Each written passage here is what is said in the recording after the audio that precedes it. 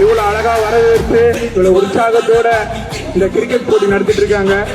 Kingstar முதலாம் ஆண்டா எடுத்து நடத்திட்டு இருக்காங்க. அவங்களுக்கு எங்களுடைய மனமார்ந்த வாழ்த்துக்கள்.